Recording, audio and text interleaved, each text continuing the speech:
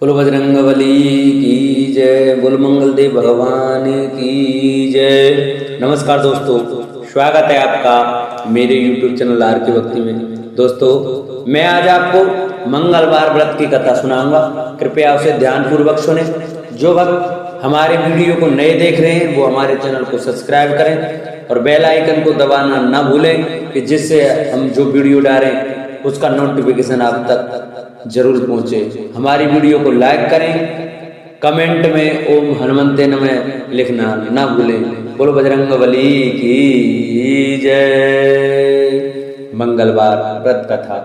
एक बार नैमिषारण्य तीर्थ में 80,000 मुनि एकत्रित होकर पुराणों के ज्ञाता श्री सूत जी से पूछने लगे, हे मामुने, आपने हमें अनेकों पुराणों की कथा सुनाई है, अब कृपया करके हमें ऐसा व्रत और कथा बताइए जिसके करने से संतान की प्राप्ति हो तथा मनुष्यों का रोग शोक अग्नि सर्व दुख आदि का भय दूर हो। क्योंकि कलयुग में सब जीवों की आयु बहुत कम है, फिर इस पर उन्हें रोग चिंता के कष्ट लगे रहते हैं, फिर वे श्री हरि के चरणों में अपना ध्यान कैसे लगा सकेंगे। श्री सूत जी बोले, हे मुनियों, आपने लोक कल्याण के लिए बहुत ही उत्तम बात पूछी है। एक बार युधिष्ठिर ने भगवान श्री कृष्ण से लोक कल्याण के लिए यह प्रश्न किया था।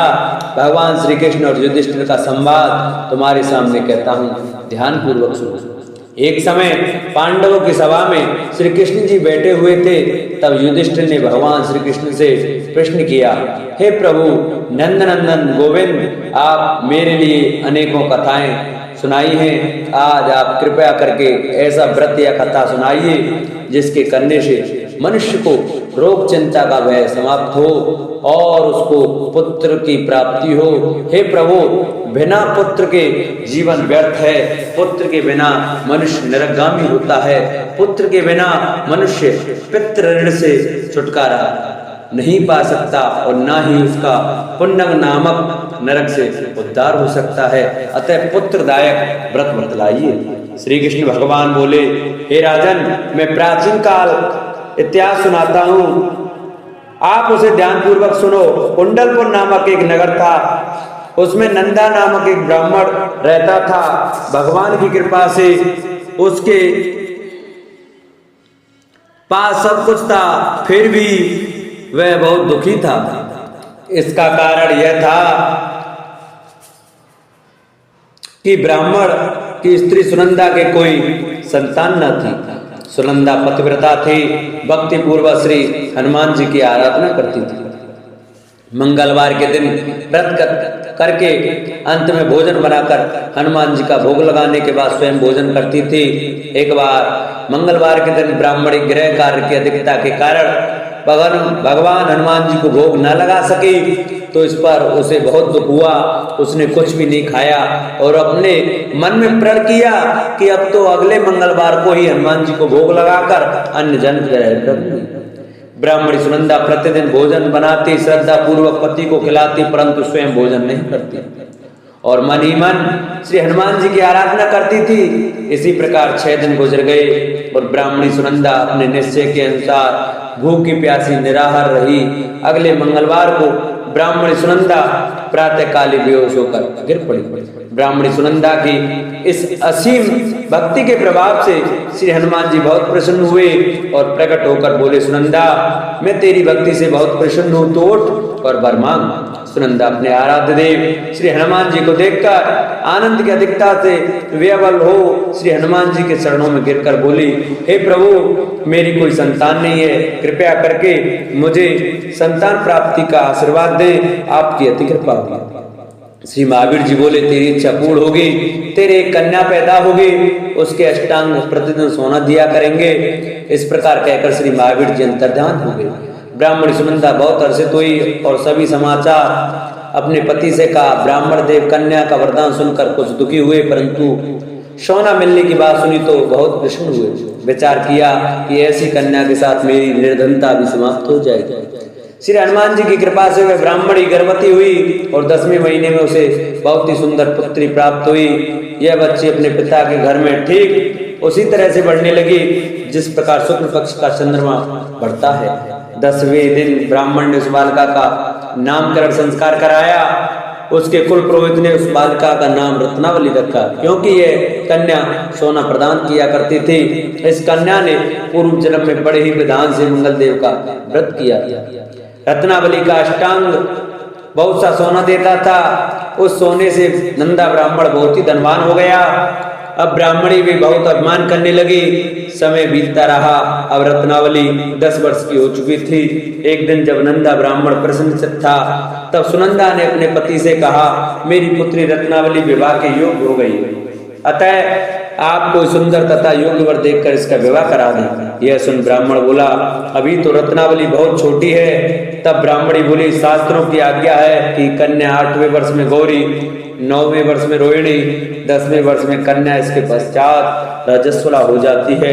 गौरी के दान से पाताल लोक की प्राप्ति होती है, रोहिणी के दान से वैकुंठ लोक की प्राप्ति होती है, कन्या के दान से इंद्रलोक में सुखों की प्राप्ति होती है। अगर हे पतिदेव रजस्वला का दान किया जाता है तो गौर नरक की प्राप्ति होती है।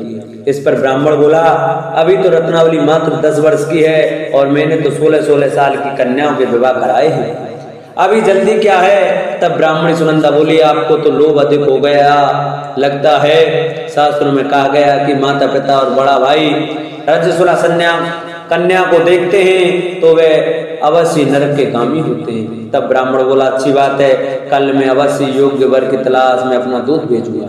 दूसरे दिन ब्राह्मण ने अपने दूत को बुलाया और आज्ञा दी कि जैसी सुंदर मेरी कन्या है वैसा ही सुंदर वर उसके लिए तलाश करो। दूत अपने स्वामी की आज्ञा पाकर निकल पड़ा। पंपई नगर में उसे एक सुंदर लड़के को देखा। यह बालक एक ब्राह्मण परिवार का बहुत गुणवान पुत्र था। इसका नाम सोमेश्वर था। दूत ने सुंदर व गुणवान ब्राह्मण पुत्र के बारे में अपने स्वामी को पूर्ण विवरण दिया।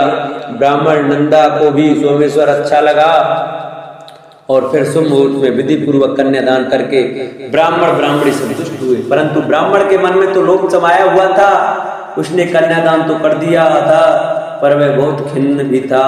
उसने विचार किया कि रत्नावली तो अब चली जाएगी और मुझे इससे जो सोना मिलता था वह अब मिलेगा नहीं। मेरे पास जो धन था कुछ तो इसके विवाह में खर्च हो गया, जो शेष बचा है वह भी कुछ दिनों के पास समाप्त हो जाएगा।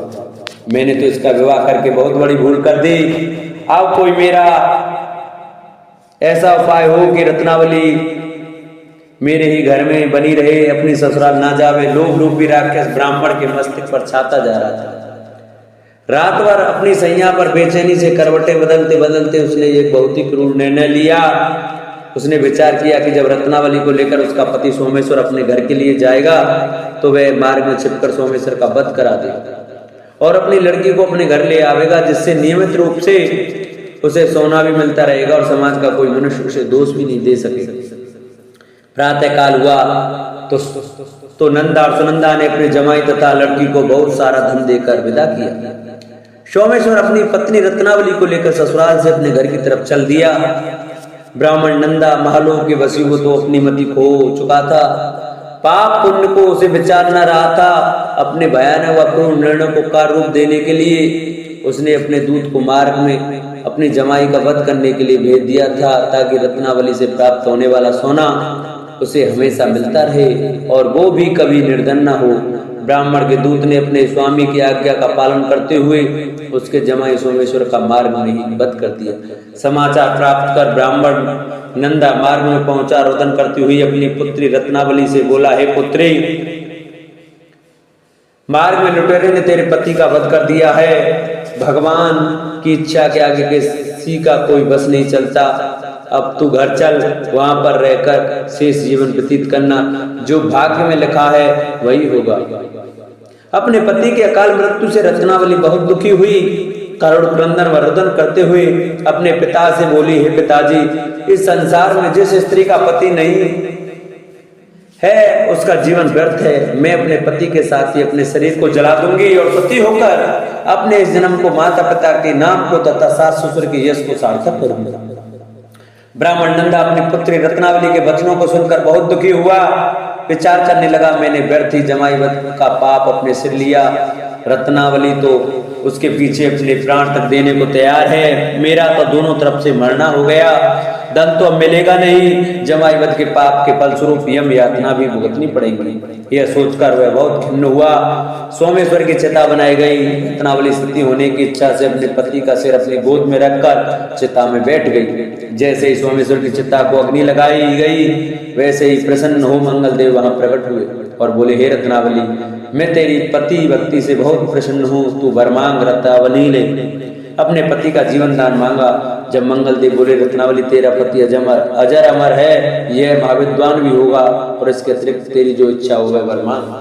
तब रत्नावली बोली, हे ग्रहों के स्वामी, यदि आप मुझ पर प्रसन्न हैं तो मुझे यह वरदान दीजिए कि जो भी मनुष्य मंगलवार के दिन प्रातःकाल लाल पुष्प लाल चंदन से पूजा करके आपका स्मरण करे, उसको व्याध ना हो, सज्जनों का कभी वियोग ना हो, सर्प अग्नि तथा शत्रुओं का भय न रहे। जो स्त्री मंगलवार का व्रत करे वह कभी विधवा ना हो।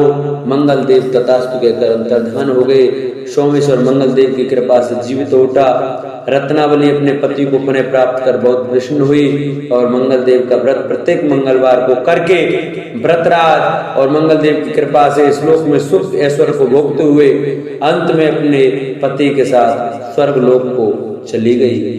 बोलो बजरंगबली की जय, बोलो मंगलदेव भगवान की जय।